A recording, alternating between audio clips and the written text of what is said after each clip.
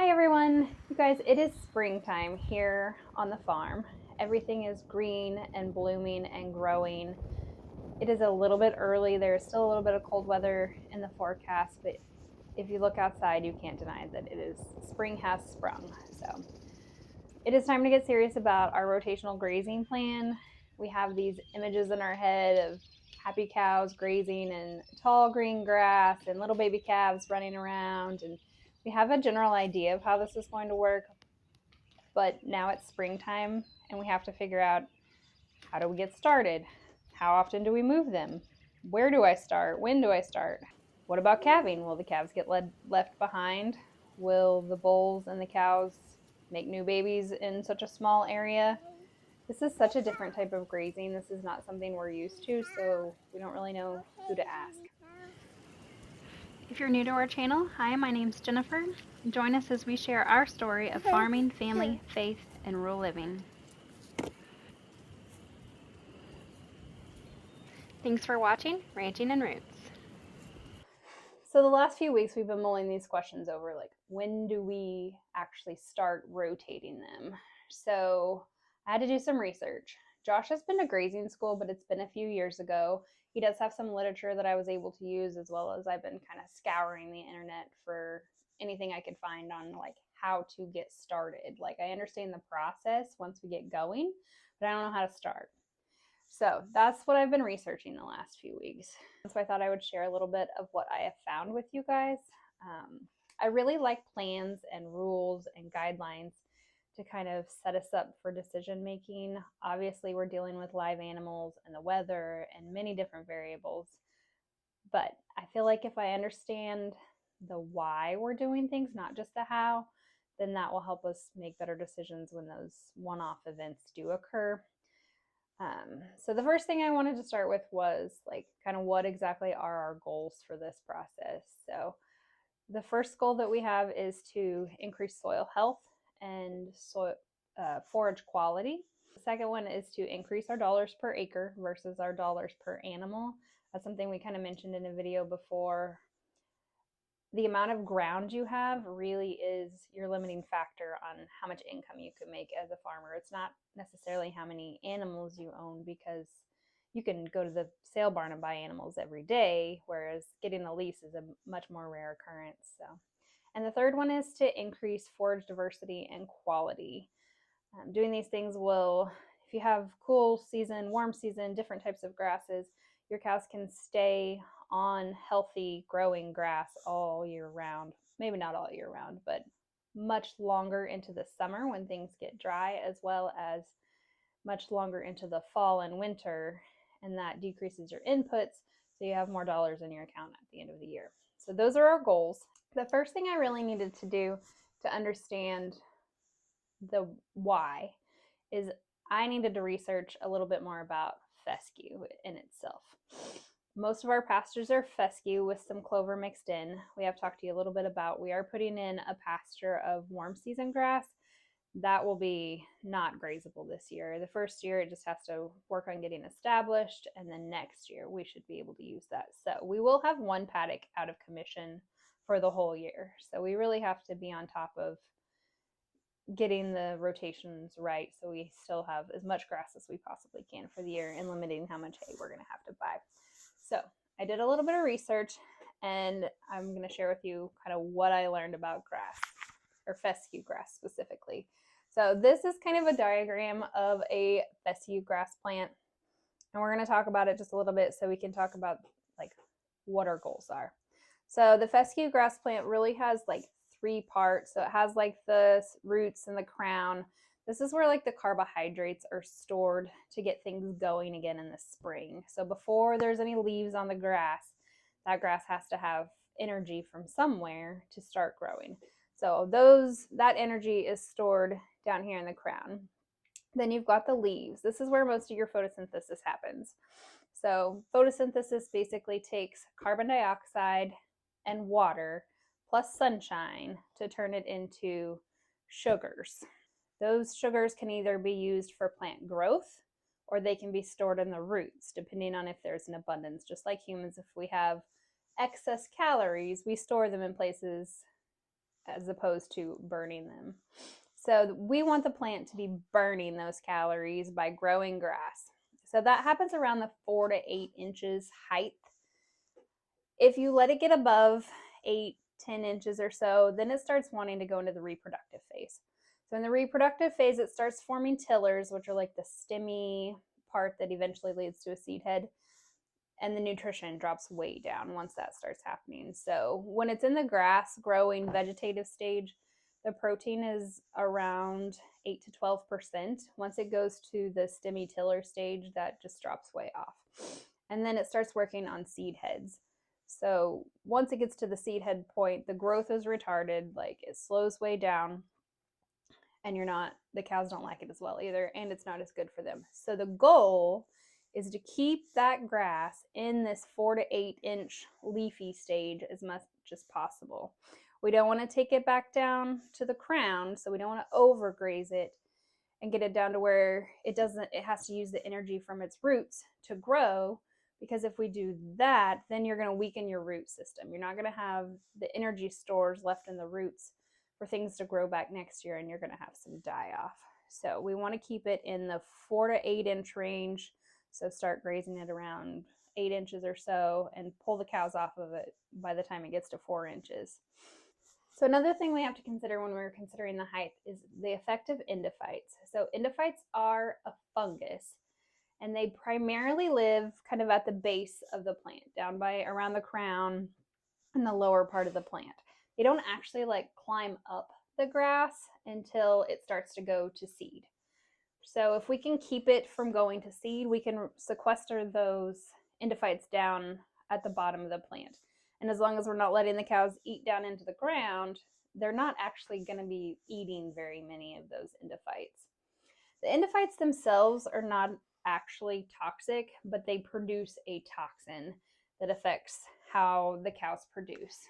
Most fescue around here is endophyte infected fescue. You can kill it all off and plant some uninfected fescue.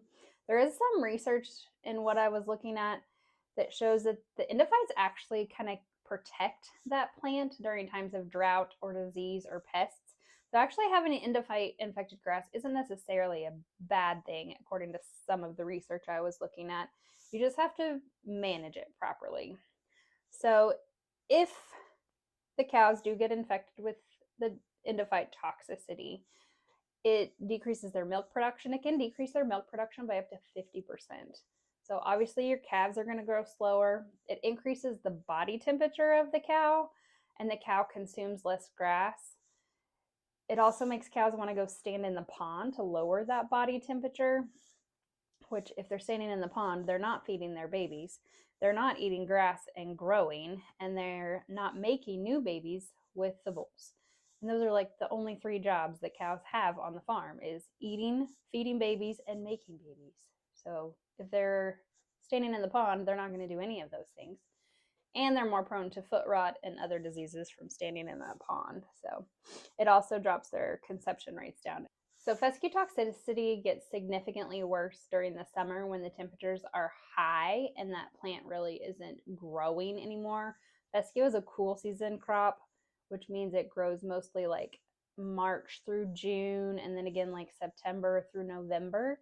It kind of stops growing in July and August when things are really hot. So one of the problems with that is if it's not growing, the cows are gonna tend to get down into this crown section where the endophytes live more readily if you don't pull them off of it.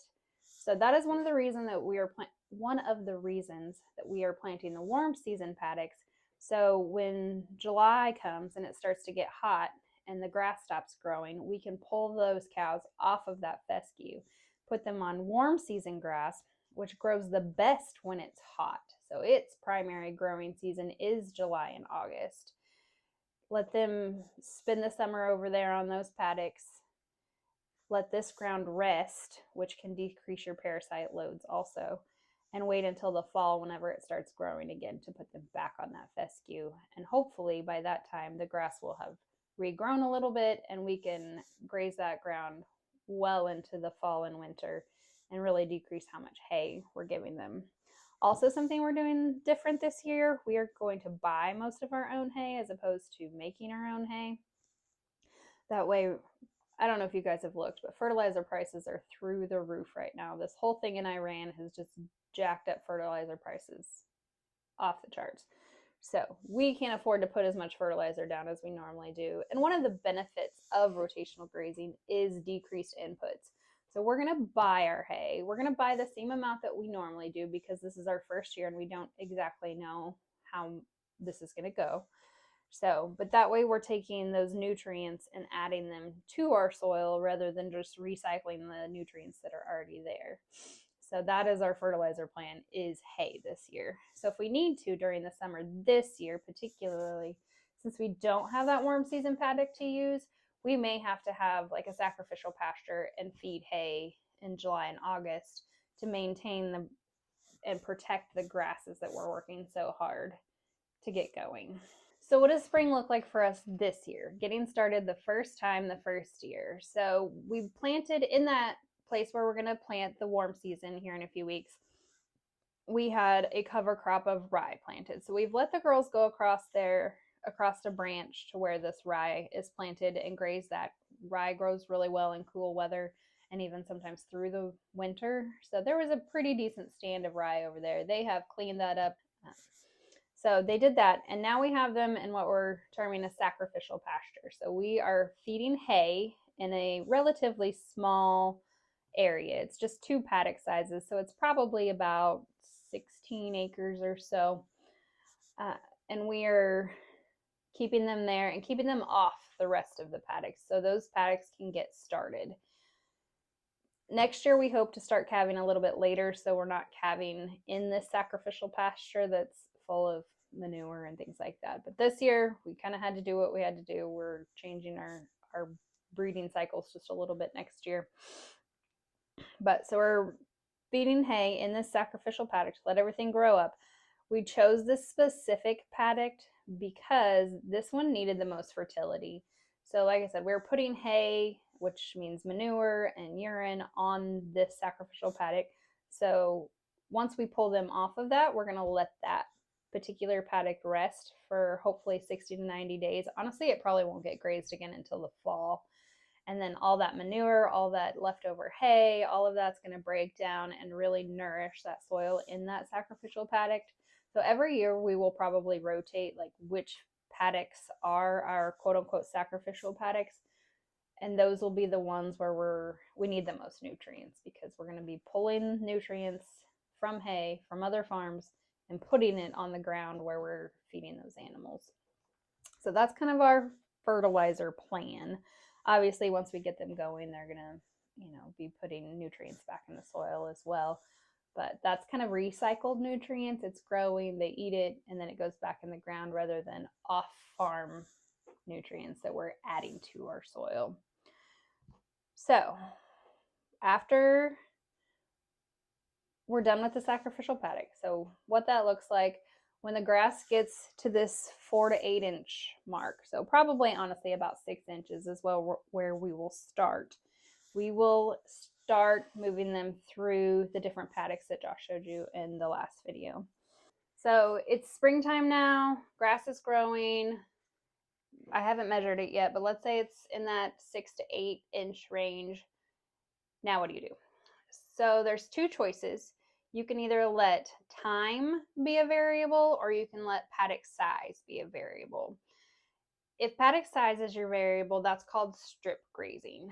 So there's some calculations, and I'll show them to you here in a minute, that basically you determine roughly how much food there is for those cows on a particular piece of ground based on how tall it is, and you do some multiplication, which I'll show you in a minute. If you're a math nerd, you're going to like this. I'm kind of a math nerd, so. And you give them just enough ground so they have enough to eat for one day or 12 hours. You can decide what your time variable is, but that would stay constant. The thing that would change is how much ground you give them, and that's called strip grazing. That is the most efficient way and the best for the ground. It's also very labor intensive because you're out there moving them every single day or every 12 hours, whatever the case may be, and you The paddock sizes are changing, so you have to figure out exactly how big it needs to be. So this year, we're going to do the other option where time is our variable. We're going to keep our paddock sizes consistent and then let time be the variable. So let me kind of show you a tool that we have. I've created one of these in one of these the Department of Agriculture gave us when Josh went to grazing school. So they give you this stick and it has all kinds of useful information on it. So let me show you this stick. So on one side, you can see it's just a ruler that you can use to measure your grass, whatever. There are records that we have to keep doing the equip program, and I'll show you that form in just a minute, but you do have to like measure how tall it is going in and out of the pastures. On this side, we're going to be working with this top row. So you can see it tells you to turn in for cool season at about 6 to 8 inches. So this is when you would turn them in and let them graze it all the way down to about 3 inches. We are going to err on the side of 4 inches just to keep us out of that like marginal area. So we're going to graze down to about 4 inches. The bottom line there is for warm season, which we'll have to use next year, but you can see that grazing doesn't end until 8 inches on that. So this is a much taller grass. You turn them in way up here from about 18 to 26 inches, it looks like. So moving down the stick, it has, let's see here, this is estimated dry matter per acre. So we are going to need this information. And so what we used, we probably have medium quality grass. So we're going to go with this middle column here. And we're going to come down and we're going to look at what we have. And what we have is tall fescue and legumes. So what this means is that for every inch of height on our grass, we're going to have 300 to 400 pounds of dry matter. So we're going to err on the side of 300 because, again, I want to always manage to try to give them too much versus too little. I don't want that grass to get short. So we're going to use that number in our calculation. I'm going to show you here in a minute. This thing has other useful information on it. So here's the two formulas. So this first one is if you were strip grazing. This is the formula that I used. I created a worksheet to make this a little bit easier and a little less intimidating. But this is basically the formula that we used for that. So then it talks about, it gives you just some reference numbers, which are important in figuring this out, which will make more sense on the worksheet here in a minute. So how many square feet there are per acre, and an example there to help understand it. And then, let's see, where's the other formula? Oh, the other formula is over here. So this formula is days. So we're going to use this one for this year because it's going to be simpler on us in daily workload, I think. So this is basically calculating how many days you're going to leave an animal in a paddock. Okay. So forage intake percentage of body weight. So this is also an important number that we're going to need to use. So you can see in a day, a dry cow eats about 2% of her body weight. A lactating beef cow eats about 3% of her body weight.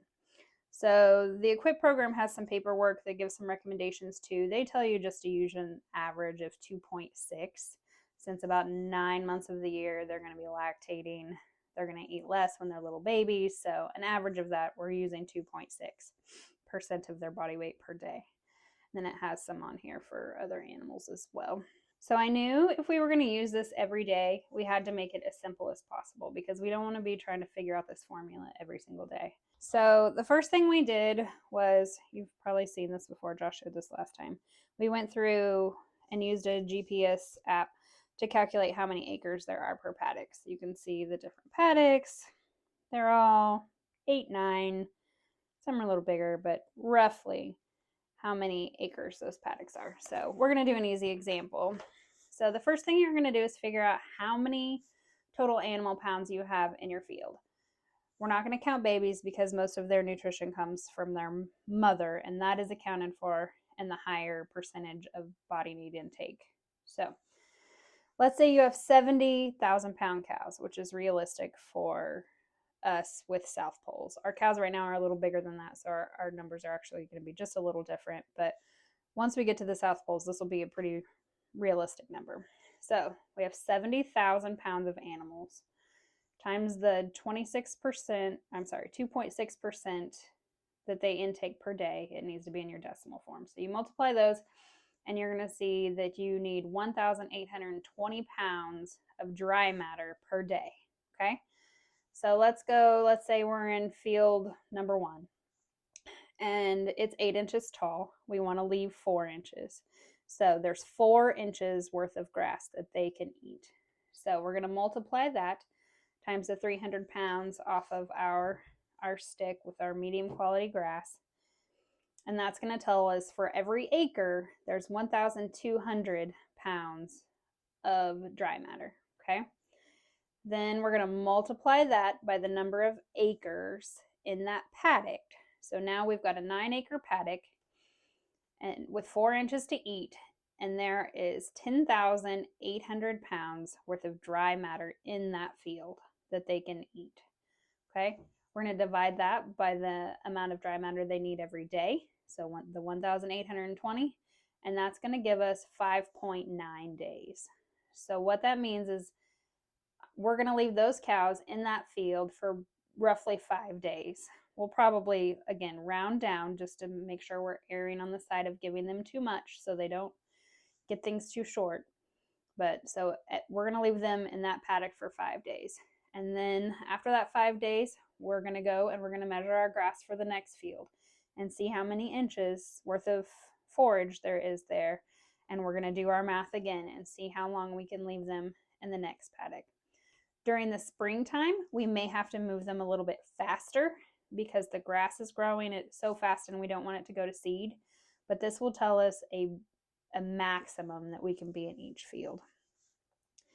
If some of the paddocks get ahead of us as far as the grass grows and they start wanting to go to seed, they're getting above that 8-inch mark, we will go through with a brush hog and mow them back down so they stay in that vegetative state.